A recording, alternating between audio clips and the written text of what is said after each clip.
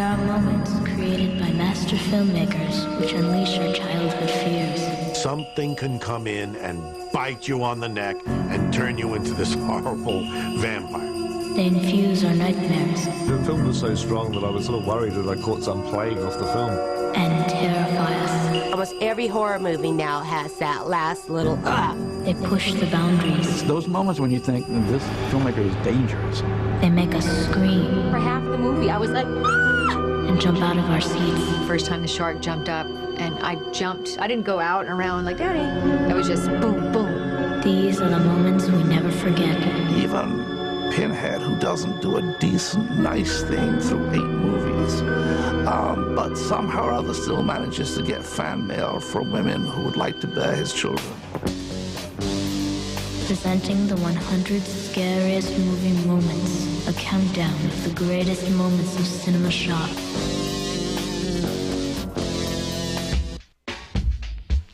I won't say it more than once. Oh man, I was grabbing in my pants. It hit like the child in me that would get scared, you know, the boogeyman. Saw it in an inner city setting, and I remember going, Don't say it, brother, don't say it. Candyman is a movie that contains some of the most beautiful images in horror film. I think Bernard Rose understands the poetics that have to be involved in horror. They saw him as a tragic, romantic figure. His voice was so deep that it just scared the shit out of you. when they do it well, it just feels like the voice is right next to you. It's like inside your head. the fact that Bernard was from the start going to be hypnotizing the leading lady Virginia at key moments in the script whenever she was in the presence of Candyman. The nature of hypnosis and what that does, being open to suggestion, he got into this ritual where he felt he was hypnotizing her before every take. The moments in the movie and images in the movie that are almost totemic. You know, the woman entering the mouth of the painting, the bees on the chest, they have such power. It felt like it took 5 hours just for them to prop and prep and put the bees in my mouth. Once the bees start buzzing around and coming out of his mouth, I can't watch the rest of the movie. And the swarms and swarms of bees come flying out. And I don't know what's scarier, the bees or the hook. Come with me and be immortal.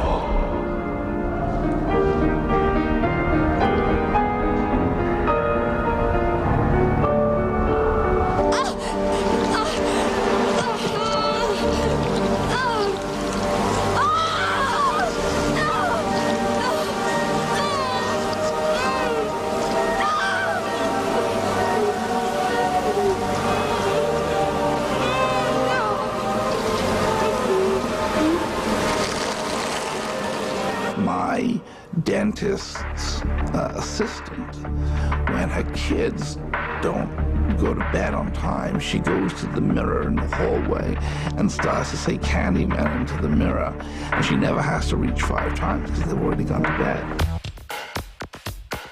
The thing about Willy Wonka is that it's written by Roald Dahl, who wrote some of the scariest stories ever. Roald Dahl was a very dark writer, very much closer to the original Grimm's fairy tales. There was a creepy tone, and I think a lot of that had to do, for myself personally, was the casting of Gene Wilder in that role. And if you win the golden ticket, you're gonna go to his mansion for the day.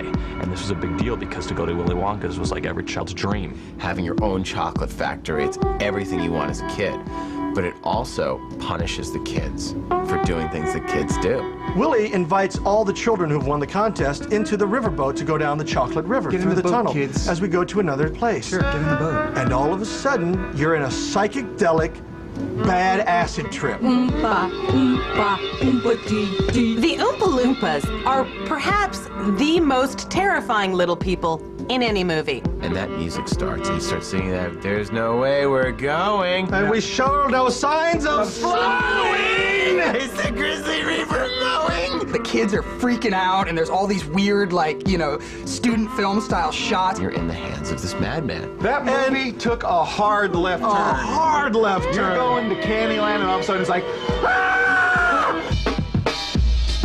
You never know if somebody's dead. Every character in that movie is like Rasputin. I love watching the Coen brothers from a style standpoint, you know. They just love to play with genres. Blood Simple is the Coen brothers' first one, and it's about a guy who hires a private detective to kill his wife's lover, but he doesn't do quite a good enough job, so the guy's not really dead. Total reversal of the morality that film started out with. You can't tell who's completely evil and who's not. The Coens are not afraid to go over the line from mystery thriller noir and into good old horror show. At the end, you have two characters who you didn't expect to be in the ultimate showdown. Frances McDormand, she's the only one you're left with, and she's being stalked by the classic outsider. Emmett Walsh plays as just the most disgusting, you know, just the most morally corrupt, ruthless guy. He put me off to sweaty, southern, overweight men for life.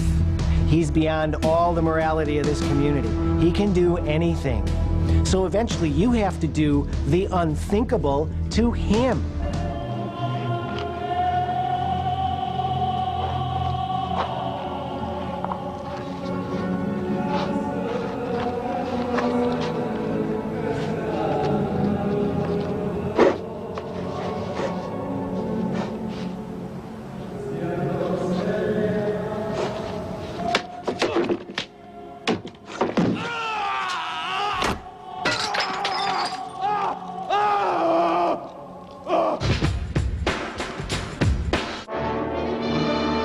I remember the manager of the theater going like this to some guy, look, this kid can't watch the movie, it's too scary. I saw them on television, and it's an old movie, but it was so real. and every time I see an ant now, I get very scared. I won't even go on a picnic. Beyond my backyard was a sort of a development that had been raised, and so it sort of looked like the desert, and had jutting pieces of concrete out of it, and it was very easy to imagine giant ants coming out of those holes and, you know, into my backyard. The age of the atom, you know, I don't know, I guess everybody thought that we were gonna have giant bugs everywhere. Every kid who's been out in the front yard with a magnifying glass, this is your comeuppance, man. We need a giant magnifying glass, radioactive size. The scene where the giant ant comes out of the hole and has a rib cage in his mandibles. I think they pan down and there's like a skull and a gun or something, and you go, well, that's the same guy. That's the guy. Look, there's nothing left of him. Every classic horror film has a creepy kid in it. You always have to have a little kid sitting there whispering. There's a little boy. He sees dead people. Bruce Willis is helping him. M. Night Shyamalan, instead of you're watching, waiting for something to jump out, he tells you what you're going to see and then builds the suspense from that. The kid goes, I see dead people. I see dead people. And knowing that he sees dead people, and knowing you're going to see one, it's still terrifying. He wasn't a victim like the little boy from The Shining. He wasn't an evil little boy like Damien in The Omen. He was a little boy who knew too much. As a ghost story, he also didn't take the typical approach of ghosts are scary, ghosts are here to hurt you, and they're going to chase you and kill you. You understood why the ghosts are there and what they're doing and why they're haunting people. The terrifying thing was when the little girl who's been murdered suddenly comes into the tent that the little boy has made. The little girl under the bed? Are you kidding? That sequence with the tent, with the little girl, my heart was pounding. It was so unbelievably scary.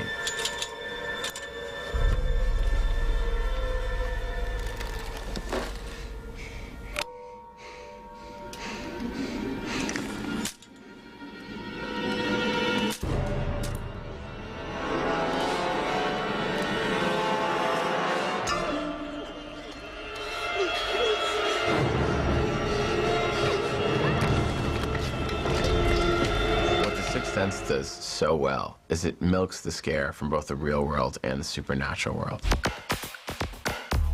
What we finally make of our lives is up to us, but the family in which we live, that happened to us. And horror films are about what happens to you. You've been very, very bad to Daddy.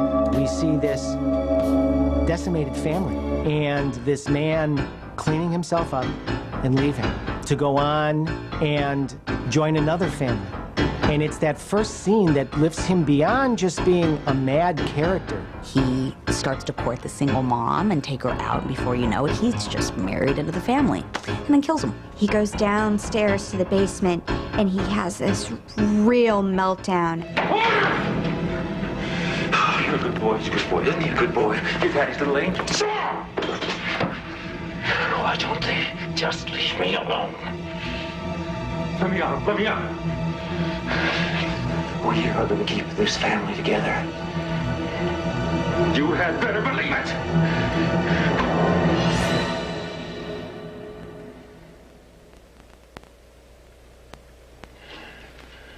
Hi, honey. He literally turns on a dime and pulls it together, and it's so chilling. Coming up, which sex scene was ahead of its time? We're counting down to the scariest movie moment of all time. Any girl watching Reanimator will get scared with that head-giving head. I loved the gore in Reanimator. I just thought it was, what Stuart Gordon did was a great exercise in making a gory film entertaining. Horror is very close to humor. If something is too horrible, you react with a laugh to protect yourself. On the other hand, humor, think of slapstick, can be violent. So we like to walk right on that line. It is over the top, and that's probably what I like about it. They rewrote the book on the undead in that movie. Yeah. People drilling through people and foaming at the mouth all the time. I mean, it was disturbing, but there was no way that you couldn't love the movie. He did it, and it was such imagination and a wink of the eye. And I know I haven't done my job as a writer unless I've written a scene that the producer looks at and goes, ha ha ha, we can't do that. You just have to really appreciate the fact that I can't believe these filmmakers just did this. It has the most surreal, pornographic moment of any movie ever. Yeah, it's crazy. I saw that when I was 17, and I was like, this is awesome. And sex is procreation. Sex is about creating life. Death is ending life, and so the two things really go hand in hand. And the question then was, well, how is a guy going to make love to a woman when he's missing his head? I sort of took it as a writing problem. It's like, even if you're dead, you can still be perverted. What can we do to bring this film to a head? He's got this girl strapped down. Oh.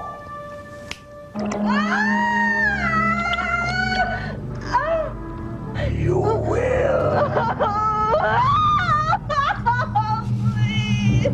Please stop!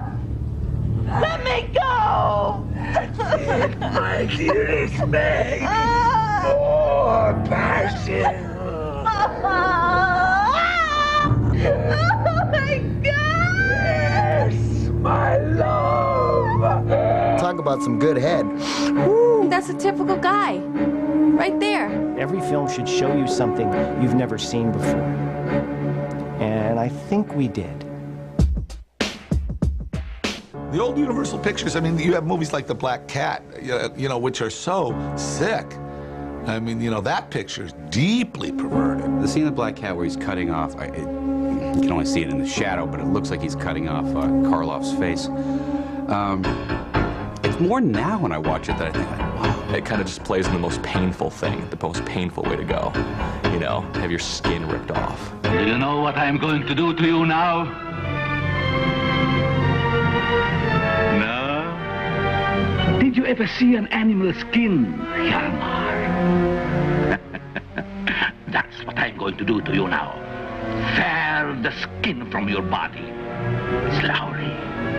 Bit by bit.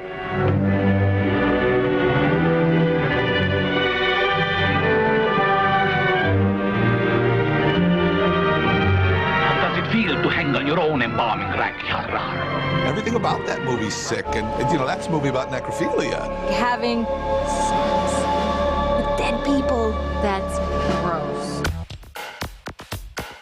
When I take road trips and you see that guy coming up on you and you're going about 85, which means he's got to be going about 95, and he's creeping up and the headlights are right there and he pulls up a little close and you're just like, it's back to Duel, dude. You were right there. Duel is about a highway chase, basically. of an evil diesel truck where you never really see the driver. How much simpler can a movie get as far as a story goes? But I also think that's the magic of the movie. How do you pitch that movie? How do you say it's just going to be a guy chasing a guy with a semi-truck for 2 hours? Who makes it? I guess Steven Spielberg does. It was also Spielberg's first horror movie. Get a taste. When I worked with Steven on Close Encounters, we were standing by the road at Devil's Tower, and I said, Steven, what gave you the idea to put that big railroad track on the front bumper of that truck? And he said, you noticed that. He created real tension using very subtle imagery. He drives 100 miles an hour for like 10 minutes thinking he's left this guy in the dust. Right. Yeah. No, the guy catches up with him. Wow. He thinks he can lose him in the mountains. No. And as all this is going on, he pulls into a town. He does all kinds of things, but the guy won't let him go. It just keeps coming, and you don't know what you did, you don't know how to stop it, and there'll never be an end to it until your death. Just the angles on that truck, the fact that you can never see the face of evil, which is the most terrifying thing, I think, because it leaves it to your own imagination. That's the sadistic part of the movie, is just how far is that trucker gonna go?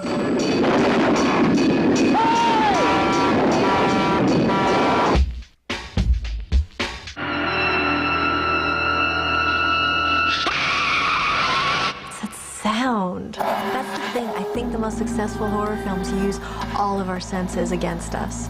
They heighten everything to the point where you're so on edge that a sound like this can send you across the room and you can taste the fear. Whoever killed him will probably want to speak to you.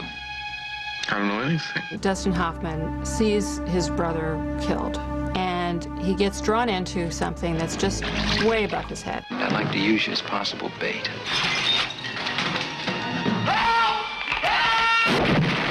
Probably the wealthiest and most wanted Nazi left alive. I'm positive your brother meant to rob me when I leave the bank with my diamonds. You must fear creepy Nazi dentists. We give such power to dentists and doctors and priests and all these people. And if you pervert it like that in a story... Is it safe? Is it safe? He's being questioned. Is it safe? And he's like, is what safe? Is it safe? And he's coming closer, and it's like torture time. And it's shot with that level of intimacy. So, I'll just drill into a healthy tooth until I reach the pulp. Unless, of course, you can tell me that it's safe.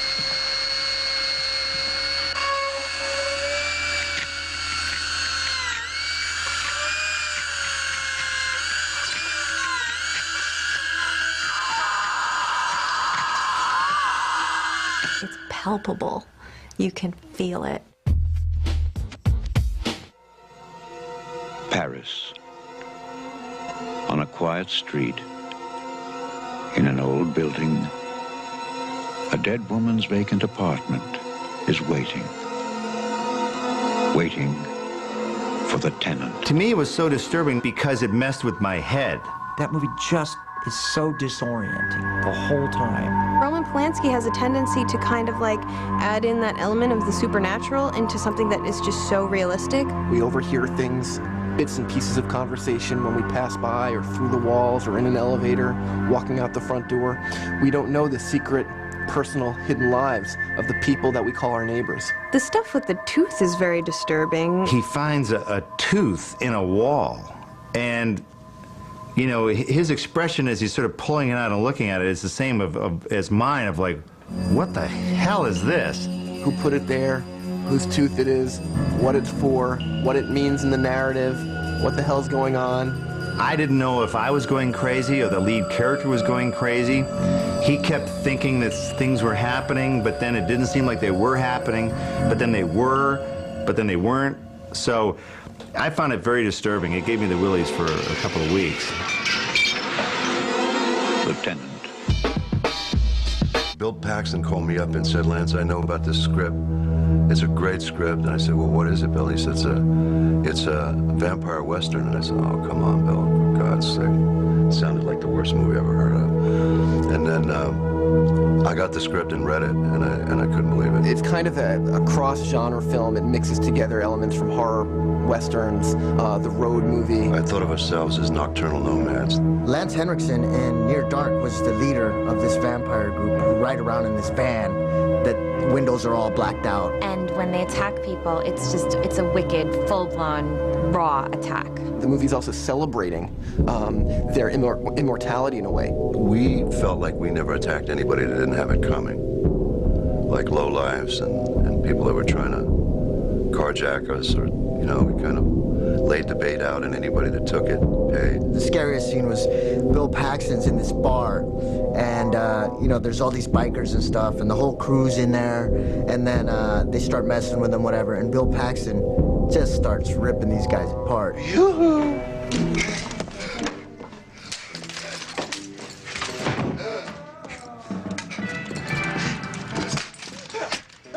I got a new name for you. Ah! Mr. Big Knuckle.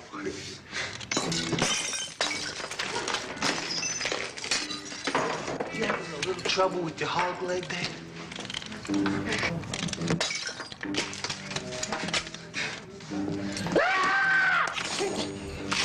He had this makeup where his head was busted open, and it was wide open. He was covered with blood. And every night at the same time, his train would pull into town and stop right in the intersection. So this guy come walking out of the train, out of the diesel thing, and Billy walked up to him and said, "Hey, man, there's been an accident." And he says, "If you think I'm bad, wait till you see the other guy." Coming up, which moment scared the pants onto men? We're counting down to the scariest movie moment of all time. Oh, that's all you have to say. Just that noise. Whee! You have these city boys just out for a road trip. Where are you going, city boy? We'll find it. It ain't nothing but the biggest river in the state. They want to raft a river before it gets flooded for development or something.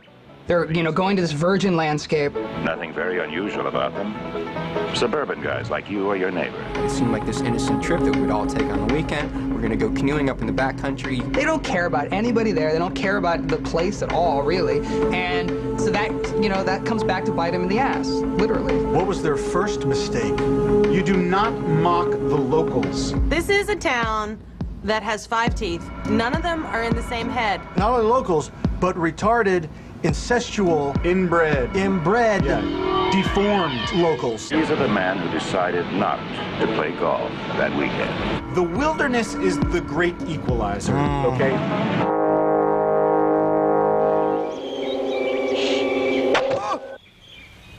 That scene which comes out of freaking nowhere. And it's one of those great scenes where the action escalates so quickly. Why was he wearing tighty whities? That was the brief of choice back in 1970, whatever. Big mistake. To see a grown man tell another grown man to drop those panties and get down on all fours, squeal like a pig, it's like, you start shaking for the guy. Don't. No, boy. I bet you squeal. I bet you squeal like a pig. Oh, which squeal? Squeal now. Squeal. Squeal. Squeal louder. Louder. Louder. Louder. Louder. Louder. Get down there, boy. And that's not love making, okay? That is rape. Yeah. Oh, I just was... It was very frightening. After that movie, camping equipment sales just took a nosedive. All the tent manufacturers. Coleman almost went out of business. Yeah, canoe companies, they were like, thanks a lot. Yeah, thanks, Deliverance.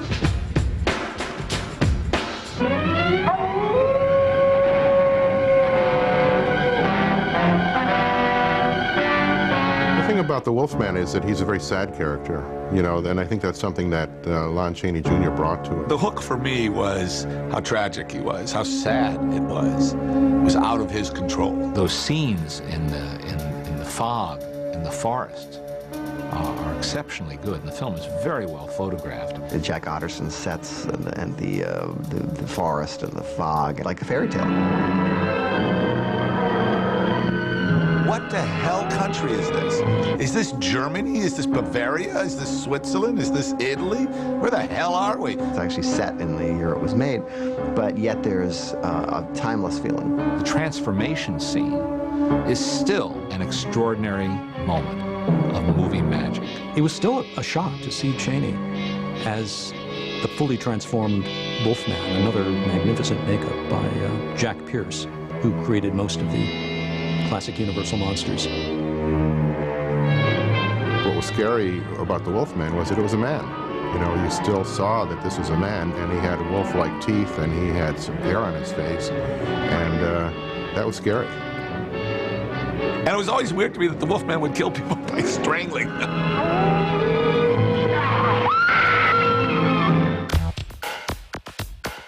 History is ultimately an inventory of ghosts. I read the script. It was really, really weird. Something definitely that would never, ever get greenlit by any American studio.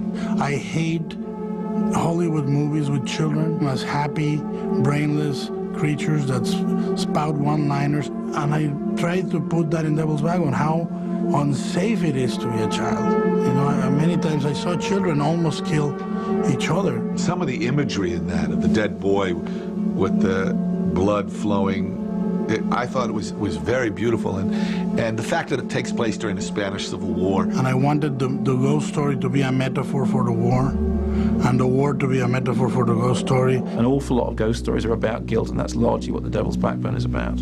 It's about, you know, a covered-up sin that is returning. The way that they actualized that ghost was creepier and more atmospheric. The creepiest stuff in that movie is probably like the little boy and like the cataract's milky eye and like him under the water.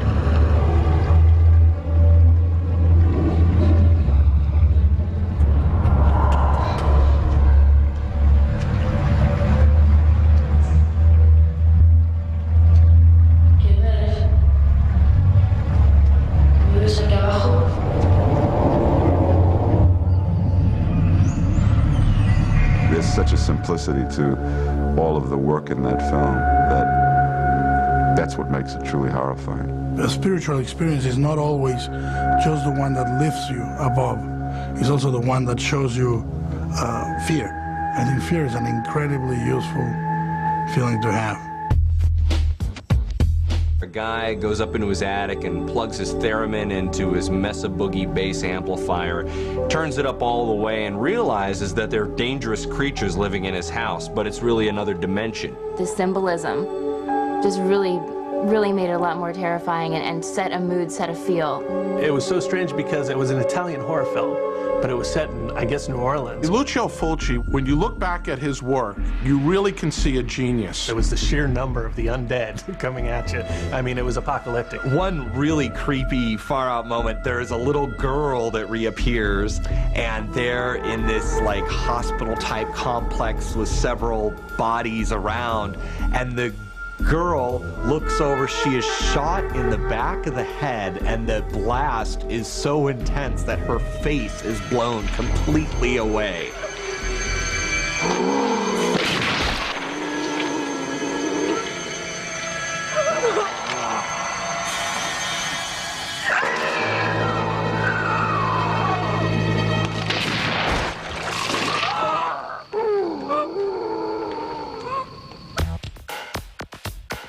A lot of women have felt at one time or another being cast aside, and the feelings that they have. And even though they might not go and kill somebody or destroy somebody's life, they certainly feel like they want to do that. All these men who go out there and have affairs and lead these very sexual lives, and then a woman calls him on it, and she doesn't let him get away with it anymore. It's sort of a wake-up call to men out there. It changed that perception of one-night stands, literally scared the pants back on to men.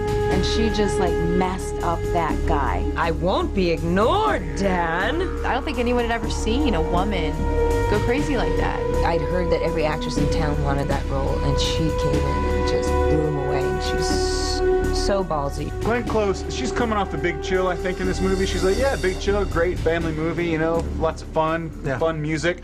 Now I want to go crazy. Just with her and the knife picking at her leg and the rabbit and the boiler. Just so eerie. She was great, desperate, unhappy, angry, vengeful woman. Up until the point where she put the bunny in the water, we sympathized with her. That's the moment that everybody, oh my God, it's horrible. I think the scariest scene in Fatal Attraction for me was when he drowns her. And I love that shot where he slams her face down in the water and she's like, "Urgh!" She's like drowning under the bathtub. She's dead and she's under the water and her eyes are open and you're just like, oh, she's so dead. Just when you think it's done, it's not.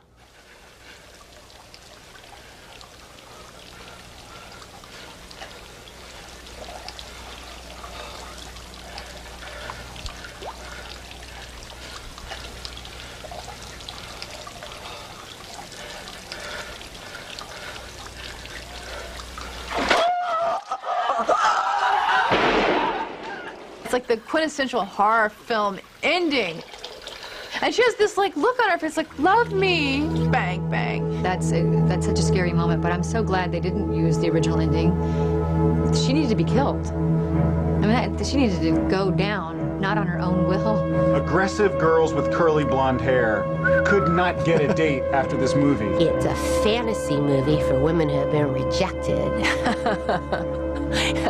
Hope we're not scaring anybody. Coming up, the scariest bad hair day of all time. We're counting down to the scariest movie moment of all time.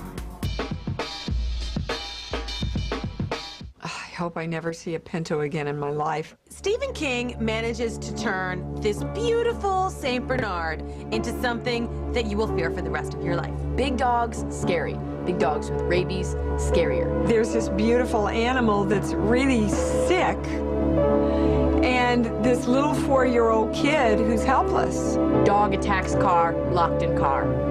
Pretty simple story. Could maybe be a 20-minute short film. No. There is enough terror involved with this big monster dog that it takes up a full-length movie. There was a mechanical dog. There was a dog that barked more in a St. Bernard dog suit. There was a man in a dog suit. There was all kinds of versions of the dog, and I never really know what was what. That first attack comes on the opposite side of the screen than you think it should. I scream and jump every time. The worst part is when the dog gets into the car. He's just clawing at the windshield. And you're thinking, you know, he's never gonna break into a car, but yeah, that dog was gonna, man. He was so freaking scared. They have these little mice that had like some sort of a scent or a pheromone or something on them. They'd put that in the car with us, and they'd let the dog know that it was in the car, and all the dog wanted to do was get this little plastic mouse. If you were to say to me, what's the scariest moment from any of the things that are made from mine, I would have to say probably that moment in Cujo where you think that the woman is safe and the dog appears in the window. Damn this car. You pull while I push. Oh, I can't get it. Pull.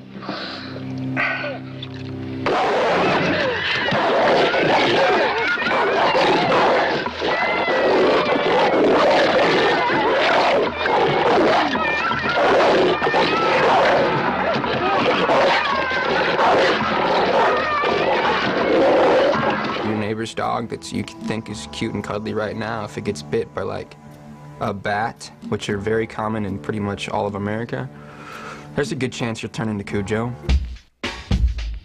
One of the first horror movies that starred Vincent Price. I think that was what actually introduced him into the horror genre, kind of taking over the mantle of Karloff and Lugosi. He's a famous wax artist that has been burned in a fire and now he can't use his hands. Vincent Price's assistant, named Igor, of course, under a lot of heavy makeup, is Charles Bronson, which is one of his first films. The scariest moment is when Vincent Price is pursuing this woman that he wants to kill and make a wax statue in his wax museum. And I love the old Hollywood screams because they're half singing and half screaming. And they hit with like the softest part of their hand. They're just kind of pummeling, weak-wristed. And she hits his face.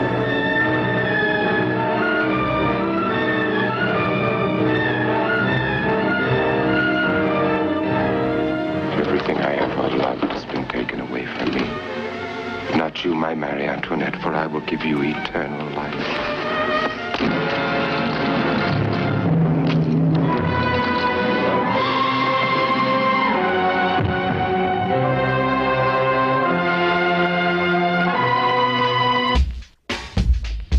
She always wants to dress like me. She always wants to be like me. She always wants to look like me. Like, we have problems. Bridget Fonda advertises for a roommate, and she gets Jennifer Jason Leigh, who seems like a perfectly great roommate. They get along and they do things together. They start wearing the same clothes. I wear this kind of clothing or this perfume or these are the foods I like or don't like.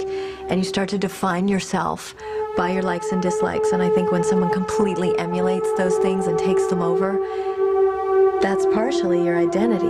In psychology, it's called as-if personalities. They're so empty inside that they have to fill themselves up with your stuff. To sort of know that that person is deliberately trying to perhaps take over your life and take you out of the picture and become you, that's scary. Can you imagine having a roommate, kind of like us, and you're helping out this girl, and all of a sudden she walks down the stairs and she's got the same hair color and haircut, and you're just like,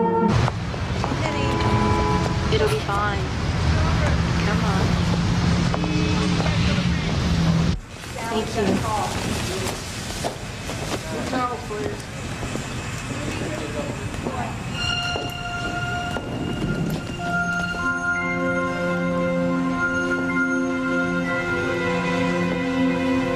You've got to be kidding. I don't think a haircut has ever been so terrifying. And then, of course, you know, they grab the boyfriend and all that. And, of course, you know, the murdering. But the haircut is the creepiest part. I'm claustrophobic, and when I saw The Vanishing, I literally couldn't breathe. The Vanishing is a great psychological chiller that has become famous for kind of having one of the most heart-stopping climaxes, you know, of the last 20 years. The story is about a couple. The man in the couple cannot commit to his girlfriend. The girlfriend then disappears mysteriously. They pull into a service station, the girlfriend goes off into the service station and never comes back. And the rest of the film is about the man's obsessive compulsion to discover what it is that happened to his lost girlfriend, Saskia. We know almost from the start who did it. We know who the psycho is, but we don't know what he's done. That the central psychopathic character is seen as so normal, so absolutely boringly normal. He's not Hannibal Lecter, all that stuff. He's not, you know, Freddy or Jason. He's just this normal guy who just wonders whether he can do something terribly evil and discovers that he can.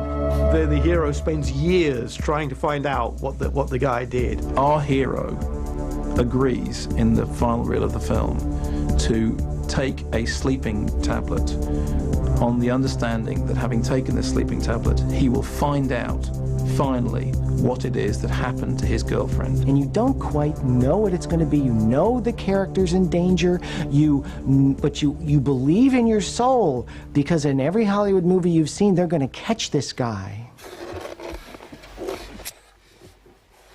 He wakes up in a coffin, buried under the earth.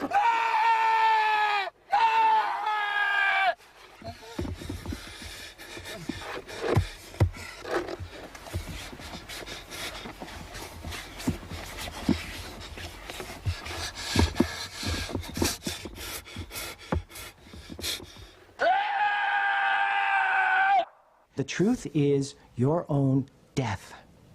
That's the end of The Vanishing. The Changeling works so well because it's a film that doesn't rely on special effects. It's creaking doors, it's shadows, it's sound effects and music.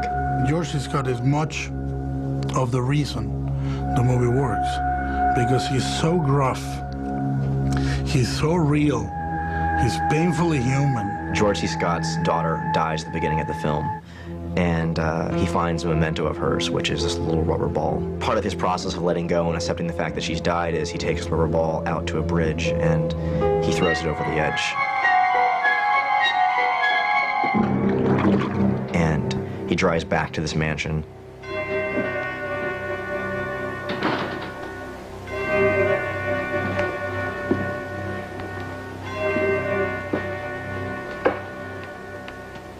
And all of a sudden, you hear this noise.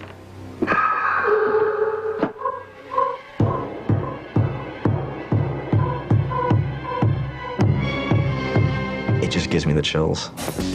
Coming up, how not to hold your scissors. We're counting counting down to the scariest movie moment of all time. People nowadays, when you ask them about demons, it was kind of this rock and roll horror film.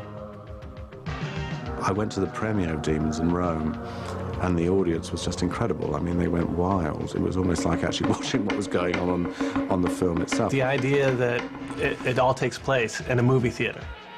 You're in the movie theater, and these demons happen to come out in the movie theater while you're watching the, it's that movie within a movie thing. It's all part of that whole, Italian gore thing. The scratching of the flesh. And I mean, it just really got to me where the actual scratch and just ripped all the flesh off.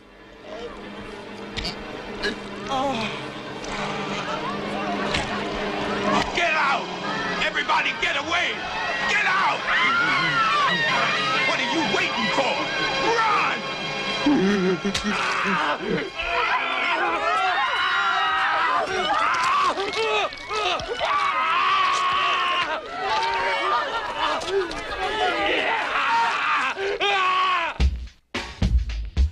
You wear a mask, it takes away a certain ability to communicate with your face. His parents were deaf, and he communicated with them visually, with stories, without sound. In The Phantom of the Opera, Lon Chaney probably went as far as he could go with a horrifying makeup. I mean, he turned his face into what appeared to be a skull, using all kinds of painful tricks and appliances. He had piano wire that he wrapped around his head, and he conditioned his nose to come back so that it would look more skeletal. It's all about body language with Lon Chaney. You feel his fear, and you feel his pain, and you feel his hope.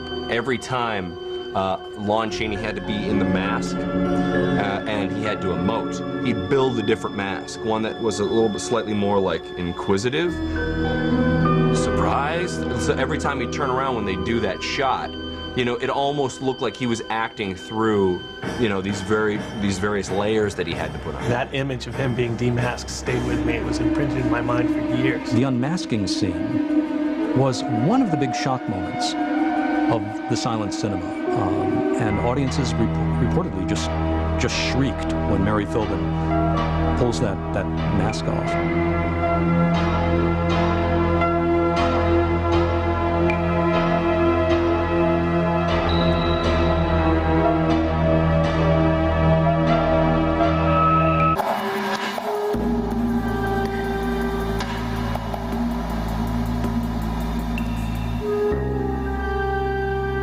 Scares herself. She thought she could handle his pain. We live in a society that to some extent lives by the gun. Would assassination ever be justified? It's slightly atypical for a Stephen King novel because it really explores notions of nonlinear time. Christopher Walken's performance, it goes right to the core of the book, which is what would happen if you had to give your life in order to change the future. The weight of this melancholy that Walken carries is so powerful that it's a different kind of horror that we're being faced with here. It's one of his last real starring roles. It's a terrifically sympathetic performance. He gets this horrible ability to see the future. Like if he touches somebody, he can see what's going to happen to them.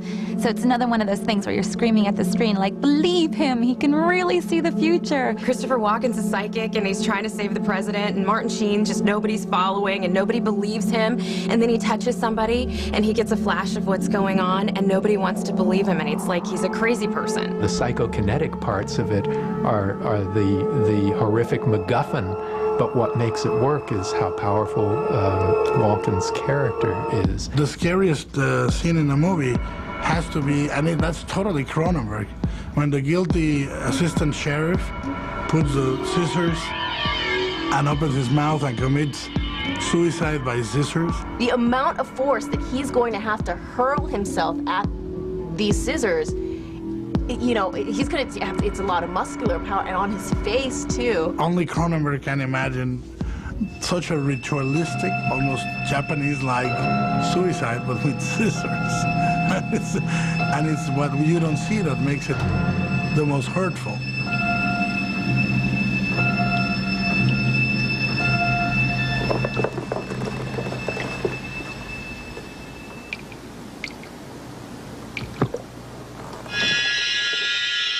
We see everything we need to in our imaginations, and it's very, very gruesome.